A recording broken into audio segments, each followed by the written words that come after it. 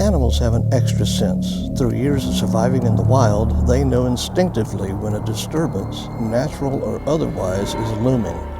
On this day, the inhabitants of the Houston Zoo braced themselves. They knew what was coming. Come on, children! Let's go!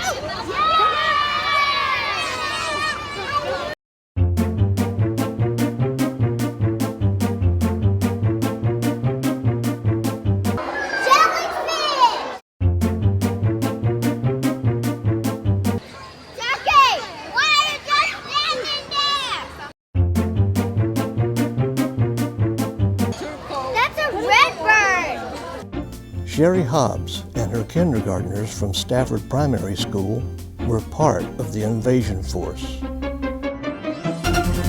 Okay, we are going to let you go through the birds. Are you listening for the rules? You may go. Every year when we are doing our science, we learn about living and non-living things. We learn about animals, their habitats, and so then we do a reinforcement lesson as we go to the zoo. It's a kind of a cool way to wrap up our unit on animals and their characteristics by going to the zoo and letting the children look at different animals, read the signs, see what kind of animals they have at the zoo.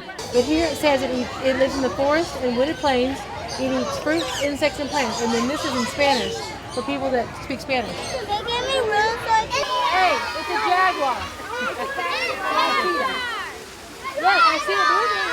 Look. You see it stretching? Okay, listen. Like the D-Day landings, this expedition was an exercise in logistics and command. On the bus, each class had one parent volunteer, and I think most of the classes had between 4 and 6 parents that drove to the zoo and also helped chaperone.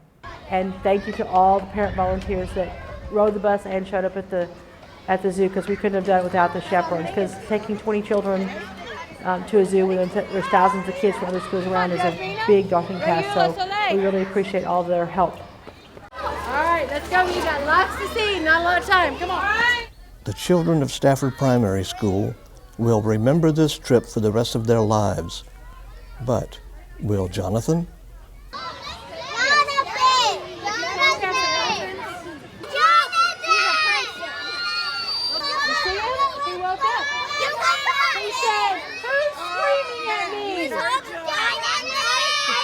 We got to see one of the lionesses eating a bone. They really liked seeing her chew the bone, and we talked about how the lioness hunts for the food and stuff, and so that one really stuck with them.